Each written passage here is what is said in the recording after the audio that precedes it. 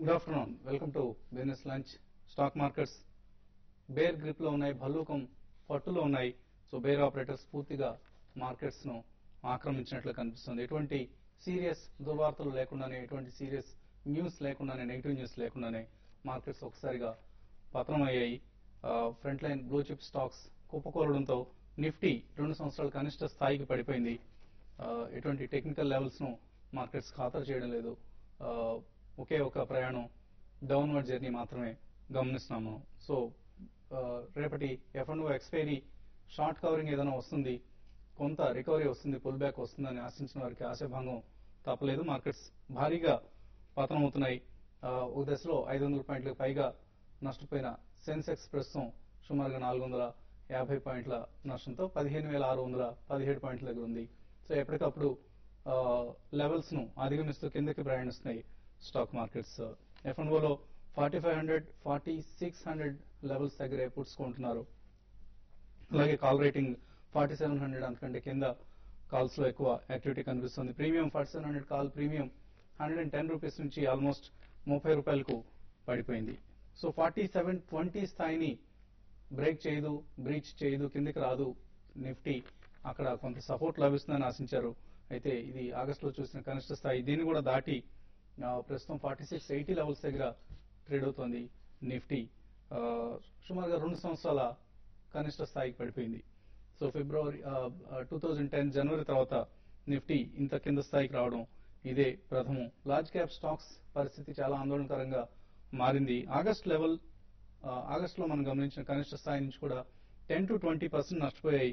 BHEL, L&T, Sesa Goa, Coal India ఇటువంటి index based stocks, even Sterlite, Hindalco ఇటువంటి stocks అన్ని కూడా 10 to 20% ఆగస్ట్ లెవెల్స్ కంటే కూడా తక్కువగా ట్రేడ్ అవుతున్నాయి. దీన్ని బట్టి ఎటువంటి బయింగ్ కూడా ఎవరు ముందుకు రావట్లేదు, కొనుగోళ్లకు ఎవరు ముందుకు రావట్లేదు అన్న పరిస్థితి అర్థమవుతుంది. HDFC బ్యాంక్ లాంటి చాలా స్ట్రాంగ్ బ్యాంక్ అనుకుంటాం మనం, among the private sector banks of all the private sector banks. అటువంటి స్టాక్ కూడా ఇవాళ 5% నష్టపోయింది. అలాగే Reliance Industries, Mahindra and Mahindra, SBI, JP Associates, Bharti Airtel 5% నష్టపోయింది. ఈ స్టాక్ కూడా ఇవాళ. అలాగే Infosys Technologies, IDFC, JP Associates ఇటువంటి స్టాక్స్ అన్ని ఎనీవేర్ బిట్వీన్ 3 to 5% నష్టంతో ట్రేడ్ అవుతున్నాయి. మిడ్ క్యాప్స్ పరిస్థితి చెప్పనవసరం లేదు. A to Z engineering, Parsvnath, Delta Corp, అలాగే Punj Lloyd, Pipavav shipyard, Jubilant Foods, HDIL, Aurobindo pharma ఇటువంటి స్టాక్స్ కు ఎంత మాత్రం కొనుగోలు మద్దతు లేదు. పైగా అమ్మకాల ఒత్తిడి చాలా హెచ్చుగా కనిపిస్తుంది. బ్యాంక్ నిఫ్టీ ఆల్మోస్ట్ 300 పాయింట్స్ నష్టపోయింది ఇవాళ ట్రేడింగ్ లో. సో ఎక్కువ నష్టపోయిన స్టాక్స్ లో బ్యాంకింగ్ స్టాక్స్ కూడా ఉన్నాయి. అయితే గత కొద్ది రోజులుగా క్షీణిస్తున్న రూపాయి కొంత కోలుకుంది. 52.15 దగ్గర ప్రస్తుతం ట్రేడ్ అవుతోంది. సో మార్కెట్స్ పరిస్థితిని, కొన్ని స్టాక్స్ ప్రైసెస్ ను స్క్రీన్ మీద మీరు గమనించవచ్చు. రిలయన్స్ ఇండస్ట్రీస్ ఈ స్టాక్ ఈ సిరీస్ లో ఇప్పటిదాకా 9% నష్టపోయింది. ఇవాళ మరొక 3.5% నష్టపోయింది. సో మొత్తం మీద 12 నుంచి 13% ఈ సిరీస్ లో రిలయన్స్ ఇండస్ట్రీస్ నష్టపోవడం గమనిస్తున్నాం. కమోడిటీస్ పరిస్థితి, ఈక్విటీస్ ఇంత భారీగా పతనమైన నేపథ్యంలో అంతగా ప్రాముఖ్యం లేదు. అయినా ఒకసారి మనం మెన్షన్ చేసుకుంటే $108 దగ్గర బ్రెంట్ క్రూడ్ ట్రేడ్ అవుతుంది. అలాగే $96.6 దగ్గర నైమెక్స్ క్రూడ్ ట్రేడ్ అవుతుంది. బంగారం 28,680 సమీపంలో ట్రేడ్ అవుతోంది MCX లో. అలాగే సిల్వర్ 55,700 స్థాయిలో ట్రేడ్ అవుతోంది. మార్కెట్స్ పరిస్థితిపై మాట్లాడడానికి అనలిస్ట్ సిద్ధంగా ఉన్నారు. సో ఎక్కడ ఈ ఫాల్ కు లేదా పతనానికి అడ్డుకట్ట పడే పరిస్థితి కనిపిస్తుందా, లేక ఇంకా షార్ట్ సెల్లర్స్ రాజ్యం వెళ్ళే అవకాశం కనిపిస్తుందా? అంటే ఈ రోజు రేపు ఈ సిరీస్ లో బాగా నష్టపోయింది కాబట్టి బాగా మార్జిన్ ప్రెషర్ బాగా ఎక్కువైంది. మార్కెట్ లో చూస్తున్నాం, ఒక టైంలో ఎప్పుడైతే 47 నిఫ్టీ కట్ అయిందో అక్కడ నుంచి చాలా ఫాస్ట్ గా ఒక 30-40 పాయింట్స్ నిఫ్టీ బాగా కిందకి రావడం జరిగింది. అంటే మెయిన్ ఏంటంటే మార్జిన్ కాల్స్, తర్వాత ఫోర్స్డ్ సెల్లింగ్ అనేది ఈ రోజు మార్కెట్ లో చోటు చేసుకుంది. అయితే గవర్నమెంట్ నుంచి కూడా ఈ పార్లమెంట్ సెషన్ లో ఏదైనా కొంచెం అగ్రెసివ్ స్టెప్స్ ఉంటాయి, అట్లీస్ట్ ఎకానమీ గురించి కొంచెం పాజిటివ్ గా ఏదైనా ఉంటుందని అటువంటి ఊహించాము. కానీ ఏమాత్రం కూడా పార్లమెంట్ కూడా ఈ రోజు అడ్జర్న్ అయిపోయింది, వితౌట్ ఎనీ డిస్కషన్. సో ఇటువంటి పొలిటికల్ కూడా చాలా నెగిటివ్ ఉంది. మనం వేరే కంట్రీస్ లో కానీ చూస్తే యూరోప్, USA లో అక్కడ ఎకానమీ చాలా ఘోరమైన పరిస్థితిలో ఉన్నా కూడా అక్కడ గవర్నమెంట్స్ ఆ ఎకానమీని కొంచెం స్ట్రెంథెన్ చేయడానికి ప్రయత్నం చేస్తున్నారు. అయితే మన గవర్నమెంట్ మరీ ముఖ్యంగా ఎటువంటి స్టెప్స్ తీసుకోక రివర్స్ డిస్ట్రాయ్ చేయడానికి ఎక్కువ ప్రయత్నం చేస్తుంది. ఈవెన్ స్టేట్మెంట్లు కానీ ఏదైనా కూడా. సో ఇవన్నీ దృష్టిలో పెట్టుకుంటే పొలిటికల్ గా ఒకటి చెప్పాలి, గవర్నమెంట్ పాలసీస్ బాగాలేవు, దానివల్ల ఎఫ్ఐఎస్ వెళ్తున్నారు. రీసెంట్ గా రూపీ ఈ విధంగా వీక్ అవుతున్నా కూడా ఏ మాత్రం కూడా గవర్నమెంట్ పట్టించుకోవడం లేదు. అయితే అంతా అయిపోయినాక ఇప్పుడు ఈ రోజు నుంచి కొంచెం రూపీని స్ట్రెంథెన్ చేయడానికి ప్రయత్నం చేస్తున్నారు. సో ఇటువంటి పాజిటివ్ అంశాలు వస్తే మాత్రం కొంచెం మార్కెట్ పెరగడానికి అవకాశం ఉంది. అయితే కంప్లీట్ గా ఓవర్సోల్ లో ఉంది. అంటే ఎప్పుడు ఈ విధమైన ఫాల్ చూడలేదు. ఈవెన్ 2008 లో ఈ విధంగా పడినప్పుడు కూడా మధ్యలో ఒక రికవరీ వచ్చేది. ఒక 200 పాయింట్స్ నిఫ్టీ పడితే ఒకే రోజు మళ్ళీ పక్క రోజు 100 పాయింట్స్ రికవరీ వచ్చి మళ్ళీ పడేది. ఆ విధమైన రికవరీ లేకుండా కంటిన్యూగా మార్కెట్ పడుతుంది. దీనికి ప్రధానం ఏంటంటే ఎఫ్ఐఎస్ ఇండియా నుంచి వెళ్ళిపోతున్నారు, అదొకటి. ఏదైనా కూడా కరెంట్ అవర్స్ లో అయితే నిఫ్టీ 47 గత 3 సార్లు 47 నుంచి మార్కెట్ రికవరీ అరౌండ్ 5-5.4 దాకా పెరిగింది. కాబట్టి ఇప్పుడు కూడా 47 అనేది చాలా క్రూషియల్ లెవెల్ గా చెప్పగలుగుతాను. 47 బిలో ఉన్నా కూడా లో నుంచి కొంత 50 పాయింట్లు నిఫ్టీ రికవర్ వచ్చింది. ఈ రోజు కొంచెం ఆనందపడాలంటే అదొకటే చెప్పుకోవచ్చు.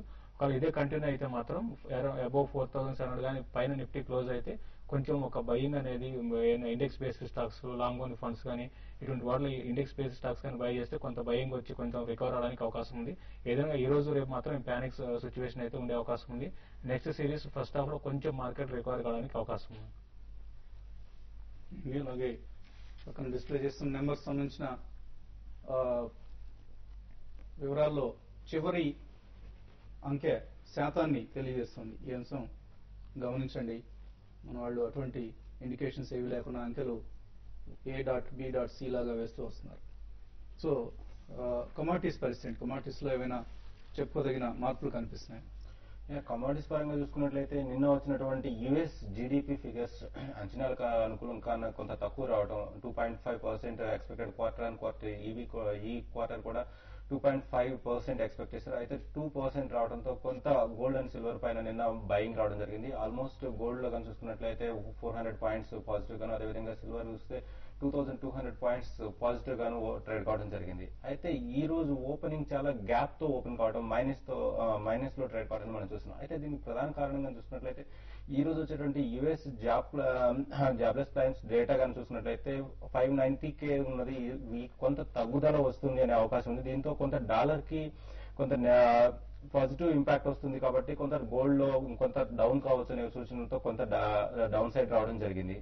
అదేవిధంగా బేస్ మెటల్స్ కానీ చూసుకున్నట్లయితే బ్రిటన్ లో MPC monetary policy meeting minutes దీని ప్రభావం కొంత బేస్ మెటల్స్ పై ఉండొచ్చు అన్న అంచనాలతో దీనిలో కొంత డౌన్ సైడ్ రావడం జరిగింది. అదేవిధంగా యుఎస్ లో కూడా చూసినట్లయితే కన్స్యూమర్ డ్యూరబుల్ ఇండెక్స్ కూడా ఈ రోజు సూచీని ప్రకటించే అవకాశాలు ఉన్నాయి. సో దీంతో కొంత బేస్ మెటల్స్ ప్యాక్ కొంత నెగిటివ్ గా ట్రేడ్ అవుతుందని చెప్పొచ్చు. అయితే ఈ రెండు చూసినట్లయితే తర్వాత మనకి మూడో విషయం అగ్రి ప్రొడక్ట్స్ గా చూసుకున్నట్లయితే ఇంటర్నేషనల్ గా ఎక్స్పోర్ట్ ఆర్డర్స్ రావచ్చు అనే వార్తలతో స్పైసెస్ మాత్రం కొంత పాజిటివ్ గా, గత 2 వారాల నుంచి నెగిటివ్ గా ఉన్నటువంటి స్పైసెస్ కొంత పాజిటివ్ ట్రెండ్ రావడం గమనించాల్సిన విషయం.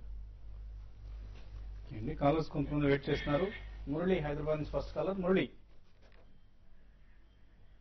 హలో. హలో, అడగండి Murali garu. Good afternoon sir. Good afternoon. నేను కోల్ ఇండియా 315 లో ఫ్యూచర్ హోల్డ్ చేస్తున్నాను. క్యారీ ఫార్వర్డ్ చేయమంటారా? So 315 Coal India futures position. ఇప్పుడున్న పరిస్థితుల్లో క్యారీ ఫార్వర్డ్ చేయడం అనేది కొంచెం ఆలోచించదగ్గ విషయమేనండి. ఎందుకంటే మార్కెట్ లో ఈ విధమైన ప్యానిక్ వచ్చినప్పుడు డౌన్ సైడ్ ఎంత వరకు వెళ్తుంది అనేది మనం చెప్పలేము. కాబట్టి మీరు లెవెల్స్ చూసుకోండి. కరెంట్ లెవెల్స్ లో అయితే నిఫ్టీ ఒకవేళ 47 పైన సస్టైన్ అయితే ఒక ర్యాలీ అనేది ఇండెక్స్ లో ఒక 100 నుంచి ఒక 150 పాయింట్స్ దాకా పెరగొచ్చు నెక్స్ట్ సిరీస్ ఫస్ట్ హాఫ్ లో. కాబట్టి దానికోసం వెయిట్ చేయండి. ఒకవేళ 47 బిలో కంటిన్యూగా ఉంటే మాత్రం ఏ ఫీచర్స్ కూడా even not only coal India అన్ని ఏవైతే డిఫెన్స్ అనుకున్నామో అటువంటి స్టాక్స్ కూడా బాగా ప్యానిక్ లో ఉన్నాయి ఈ రోజు. కాబట్టి ఏంటంటే మీరు 47 అని టార్గెట్ పెట్టుకుని 47 బిలో కంటిన్యూగా ట్రేడ్ అయితే మాత్రం ఎగ్జిట్ కాండి. నెక్స్ట్ కాలర్ ధర్మవరం నుంచి విశ్వనాథ్ లైన్ లో ఉన్నారు. విశ్వనాథ్ సార్ నమస్తే సార్. నమస్తే సార్, ఇప్పుడు గోల్డ్ గురించి తెలుసుకున్నాం సార్. గోల్డ్ ఫ్యూచర్ లో ఇప్పుడు ఎలా ట్రేడ్ అవుతుంది, డౌన్ అయ్యే ఛాన్స్ ఉందా, రైజ్ అయ్యే ఛాన్స్ ఉందా అని తెలుసుకున్నాం సార్. ఏంటి గోల్డ్ ఫ్యూచర్స్ తీసుకుందాం అనుకుంటున్నారా మీరు? అవును సార్, గోల్డ్ ఫ్యూచర్ ఆల్రెడీ ఒకటి షార్ట్ చేశాను. ఇప్పుడు నా పరిస్థితి అది పైకి వెళ్తుందా కిందకి వస్తుందా అనేది ఏ రేట్లో అమ్మారు సార్? 27,000 షార్ట్ చేశాను సార్. దానికల్లా ఫండ్స్ పెట్టేసి అలానే ఉన్నాను. 27,000 షార్ట్ చేశాను సార్. 27,000 27,000 షార్ట్ సెల్ చేశారు. 27,000లో గోల్డ్ ఫ్యూచర్స్.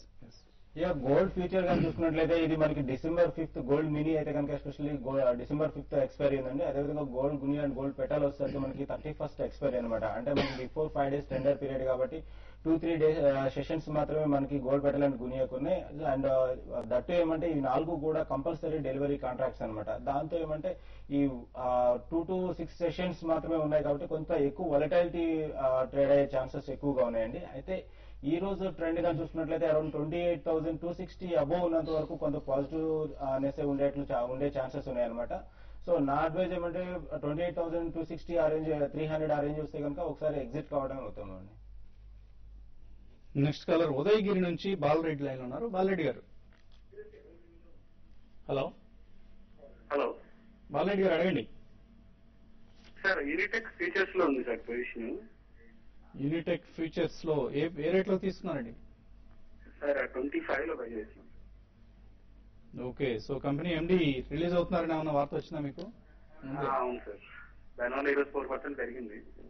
ఓకే, దానివల్ల ఈ రోజు స్టాక్ పెరిగిందండి. ఎప్పుడైతే బెయిల్ వచ్చింది అప్పటి నుంచి స్టాక్ లో అప్ ట్రెండ్ ఉంది. అయితే ఈవెన్ మార్కెట్ పడుతున్నా కూడా ఇది కొంచెం స్ట్రెంత్ కనపరుస్తుందండి. ఈ రోజు హైగా చూసుకుంటే 25.50 అనమాట. అక్కడ నుంచి కొంత మార్కెట్ ప్యానిక్ వచ్చినాక 23.50 ఆ రేంజ్ లో ట్రేడ్ అవుతుంది. మీరైతే స్టాక్ అయితే 22 రూపీస్ దగ్గర స్టాప్ లాస్ పెట్టుకుని హోల్డ్ చేయండి. ఏమాత్రం రికవరీ వచ్చిందంటే 25 పైన సస్టైన్ అయితే మీరు చూడండి. లేదంటే మాత్రం మీ రేట్కి వచ్చినప్పుడు ఒకసారి ఎగ్జిట్ కమని చెప్తాను. లాంగ్ టర్మ్ కి మరీ కొంచెం వెయిట్ చేయగలిగితే అరౌండ్ 28 దాకా వెళ్తుంది. షార్ట్ టర్మ్ కి మాత్రం అరౌండ్ 25-26 దగ్గర హ్యూజ్ రెసిస్టెన్స్ ఉంటుందండి. నెక్స్ట్ కాలర్ రమేష్ హైదరాబాద్ నుంచి. రమేష్ గారు హలో, అడగండి. రమేష్, నమస్తే అండి. రమేష్ నా పేరు. నమస్తే. సుజలాన్ ఎనర్జీ కొన్నామండి మేము. ఏ రేట్లో అండి? సుజలాన్ ఎనర్జీ 44. ఓకే అండి. ఇప్పుడు ఇది 20కి వచ్చినట్టుంది కదా సార్, తీసుకోవచ్చా, మరి కొనొచ్చా, లేకుంటే ఉంచుకోవచ్చా, ఏంటని కనుక్కుందామని. సో సుజాన్ ఇక్కడ మరికొన్ని స్టాక్స్ కొందాం అనుకుంటున్నారు. అంటే చాలా వరకు అందరూ అంటే 100 రూపీస్ నుంచి 20కి వచ్చింది కదా ఇక్కడ కొనొచ్చు అనుకుంటున్నామండి. అయితే కరెంట్ అవర్స్ లో ఏంటంటే ఒక టెక్నికల్ బౌన్సెస్ వస్తాయి తప్ప ఈ స్టాక్ ఇటువంటి స్టాక్స్ లో పెద్ద అప్ ట్రెండ్ అయితే ఉండకపోవచ్చు అండి. మీరు టెక్నికల్ బౌన్స్ కోసం అయితే కరెంట్ అవర్స్ మీరు బై చేయొచ్చు. నేను నా ఉద్దేశం ప్రకారం స్టాక్ ఇంకా 220 బిలో కూడా స్లైడ్ అయ్యే అవకాశం కనపడుతుంది. కాబట్టి ఒక టెక్నికల్ బౌన్స్ అయితే బై చేసి అరౌండ్ 24-25 దగ్గర ఎగ్జిట్ కండి. లేదంటే మాత్రం మరీ లాంగ్ టర్మ్ కోసం అయితే కరెంట్ అవర్స్ లో బై చేయొచ్చు. హ్యూజ్ డెట్స్ ఉన్నాయండి ఈ కంపెనీకి. సో దానివల్ల ఏంటంటే ఈ స్టాక్ అయితే ఫ్యూచర్ లో ఈవెన్ ఫండమెంటల్స్ వీక్ ఉన్నాయి కాబట్టి పెద్దగా పెరిగే అవకాశం కనపట్లేదండి. మీరైతే కొంచెం చాలా వరకు అవాయిడ్ చేయడం బెటర్. ఉన్న పొజిషన్ మాత్రం హోల్డ్ చేసుకోండి. నెక్స్ట్ కాలర్ ఆళ్లగడ్డ నుంచి Mallikarjun Reddy. Hello. Hello sir, అడగండి మల్లికార్జున్ గారు. జీవీకే F&O లో ఈ రేట్ లో బై చేయొచ్చా సార్? జీవీకే F&O లో నెక్స్ట్ మంత్ సిరీసా? Next month sir, next month. Already penny stocks గా మారిపోయాయి ఈ స్టాక్స్ అన్ని కూడా. అవునండి, సేమ్ సుజలాన్ టైప్ అండి. ఇవన్నీ కూడా ఏంటంటే మంచి ఒకప్పుడు బ్రాండ్ నేమ్ అయితే బాగానే ఉన్నాయండి. సుజలాన్ కానీ జీవీకే కానీ ఇవన్నీ కూడా ఏంటంటే బ్రాండ్ నేమ్ ఉన్నాయి. అయితే దాని తగ్గట్టుగా కంపెనీ పర్ఫార్మెన్స్ అనేది బాగలేదు. దానివల్ల ఏంటంటే మైండ్ సెట్ పెద్ద కంపెనీ 70 రూపాయలు ఉన్న కంపెనీ ఈ రోజు 11 రూపాయలకు వచ్చిందని చూస్తాం తప్ప దీనికి రీజన్స్ అయితే చాలా మనం ఇంతకుముందు ఆల్రెడీ చెప్పుకుంటూనే ఉన్నాం. కాబట్టి ఏంటంటే మీరు తీసుకున్నా కూడా ఏంటంటే ఈ 2008 లో అండి 11 రూపీస్. ఇప్పుడు కూడా స్టాక్ అక్కడే ఉంది. మీరు తీసుకున్నా కూడా ఒక టెక్నికల్ బౌన్స్ వచ్చినప్పుడు ఎగ్జిట్ కావడానికి ప్రయత్నం చేయండి కానీ మీరు పెద్ద ఎక్స్పెక్టేషన్స్ అయితే పెట్టుకోకండి. అవాయిడ్ చేయండి. జీవీకే పవర్ కావచ్చు, లేదా జిఎంఆర్ కావచ్చు, ల్యాంకో కావచ్చు, ఇటువంటి స్టాక్స్ ని ప్రస్తుతానికి అవాయిడ్ చేయండి. మేబీ 10 రూపాయల కంటే కూడా తక్కువ ప్రైస్ కి ఇవి వచ్చేసే అవకాశాలు ఎక్కువ కనిపిస్తున్నాయి. వెంకట్ హైదరాబాద్ నుంచి next caller. Venkat, good afternoon. Good afternoon. Sir, TTK health care 540 లో ఉన్నాయి సార్, ఒక 250 షేర్స్. ప్రెసెంట్ 380కి వచ్చింది సార్. ఇప్పుడు ఏం చేయమంటారు? సో టీటీకే చేయమంటారా, లేకుంటే కొంచెం వెయిట్ చేయమంటారు? టీటీకే 540 లో కొన్నారు. కంపెనీ అయితే బాగానే పర్ఫామ్ చేస్తున్న కంపెనీ అండి. హెల్త్ కేర్ సెక్టర్ లో మనం చూస్తే టీటీకే హెల్త్ కేర్ కొంచెం డైవర్సిఫైడ్ ప్రొడక్ట్స్ ఉన్నాయి. తర్వాత కొన్ని బ్రాండ్స్ కూడా దీన్ని చాలా వరకు మనం రెగ్యులర్ గా చూస్తుంటాము. అయితే కరెంట్ అవర్స్ లో ఈ పానిక్ సెల్లింగ్ వల్ల ఏంటంటే స్ట్రాంగ్ ఉన్న కౌంటర్స్ కూడా వీక్ అయింది. మీరు యావరేజ్ కి మాత్రం కొంచెం వెయిట్ చేయండి. ఉన్న పొజిషన్ అయితే హోల్డ్ చేసుకోండి. ఇక్కడ నుంచి ఇంకా స్టాక్ లో ఒక 10% కరెక్షన్ వస్తుంది. అప్పుడు మీరు యావరేజ్ చేసుకుని సజెస్ట్ చేస్తాను. నెక్స్ట్ కాలర్ మురళి మండపేట నుంచి. మురళి గారు, హలో. హలో, మురళి అండి నా పేరు. అడగండి మురళి గారు. అంటే ఐవీఆర్సీఎల్ లో 4,000 షేర్లు 76 రూపాయలు తీసుకున్నాను. అది ఏం చేయమంటారు? 4,000 ఐవీఆర్సీఎల్ లో 4,000 షేర్లు 75 రూపాయలు తీసుకున్నానండి. అవునండి. అది ఏం చేయమంటారు, హోల్డ్ చేయమంటారు? సో ఇప్పుడు సగం కంటే ఎక్కువ పతనం అయింది. 31 రూపీస్ 32-31 ఉందండి. ఒకటి కరెంట్ లెవెల్స్ లో అయితే మీరు ఎవరేజ్ అయితే చేయకండి. ఇప్పుడు ఈ టైంలో మీరు ఇంకా ఇన్వెస్ట్ చేయాలనుకుంటే చేయండి, కానీ ఈ స్టాక్ లో మాత్రం ఎవరేజ్ చేయకండి. మీరు ఇండెక్స్ స్టాక్స్ ని మీరు ఫస్ట్ ప్రిఫరెన్స్ ఇవ్వండి. ఇండెక్స్ స్టాక్స్ లో బై చేసుకొని మీరు ఆ విధంగా కూడా ప్రాఫిట్ చేసుకోవచ్చు. ఈ స్టాక్ లోనే ప్రాఫిట్ రావాలని లేదు కాబట్టి చాలా ఇండెక్స్ స్టాక్స్ మనకి 10 to 15% లాస్ట్ 1 వీక్ లోనే పడ్డాయి. కాబట్టి అటువంటి వాటికి బై చేయమని సజెషన్. దీన్ని అయితే యావరేజ్ చేయకండి. మీరు ఉన్న పొజిషన్ అయితే హోల్డ్ చేసుకొని అరౌండ్ 45 to 50కి వచ్చినప్పుడు ఒక నెక్స్ట్ కొన్ని నెలలో రావడానికి కూడా అవకాశం ఉంది. వచ్చినప్పుడు అప్పుడు ఎగ్జిట్ కానీ. నెక్స్ట్ కాలర్ ఆత్మకూరు నుంచి మురళి లైన్ ఉన్నారు. Hello hello hello sir. Yeah అడగండి. Sir ICICI bank, Reliance capital okay అండి. అవి ఈ రేట్ లో బై చేయొచ్చా ఒక నెల 1 month కి? 1 month కోసం. అవును సార్. సో ఈ టైంలో రిస్క్ చేయొచ్చు అవి.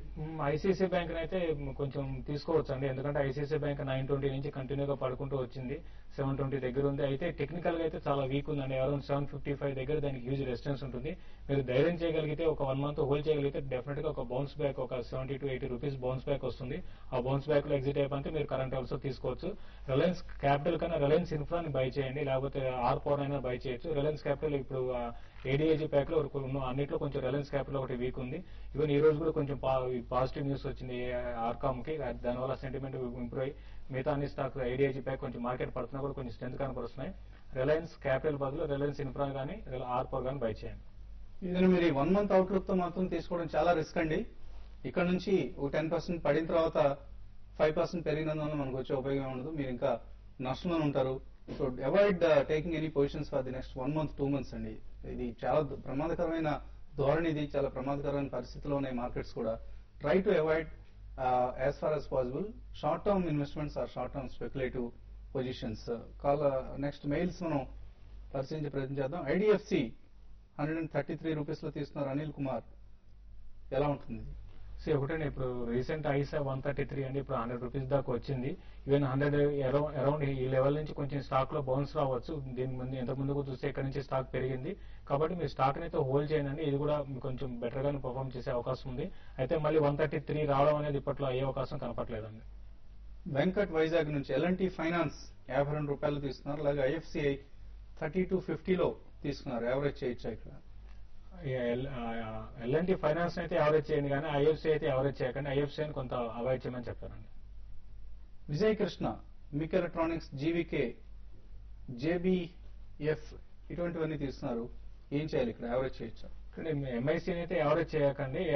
కంప్లీట్ గా అవాయిడ్ చేయమని సజెస్ట్ చేస్తానండి. ఇవి ఇప్పుడున్న పొజిషన్ లో ఇప్పుడు చిన్న చిన్న వాటిలో యావరేజ్ మెథడ్ అంత మంచిది కాదు. ఇంకా ఫర్దర్ గా కూడా వీక్ కావడానికి అవకాశం ఉంది. పారాబాలిక్ డ్రగ్స్ ఈ కంపెనీ స్టాక్ 45 లో తీసుకున్నారు. గణేష్ బాబు, దామిశెట్టి. యావరేజ్ చేయొచ్చా? సేమ్ థింగ్ అండి, యావరేజ్ అయితే వద్దండి. ఇంకా స్టాక్ లో బాగా పడింది అని అనుకోకండి. ఇంకా ఫర్దర్ గా వీక్ కావడానికి అవకాశం ఉంది. లిక్విడిటీ లేనప్పుడు ఇంకా వీక్ అయ్యే అవకాశం ఉంది. ఇప్పుడే యావరేజ్ వద్దండి. సో యావరేజింగ్ థియరీని ఇప్పుడు అప్లై చేయొద్దండి. ఎక్కువ మంది అడుగుతున్న ప్రశ్నలు, బాగా పడిపోయింది కదా ఇక్కడ యావరేజ్ చేసుకుంటే ఏమైనా ఇక్కడ నుంచి పెరిగే అవకాశం ఉందన్న ఉద్దేశం ఉన్నారు. ఓవరాల్ గా మార్కెట్ సెంటిమెంట్ లో కొంత ఇంప్రూవ్మెంట్ వచ్చిన తర్వాత అప్పుడు మీరు అటువంటి ప్రయత్నం చేయొచ్చు.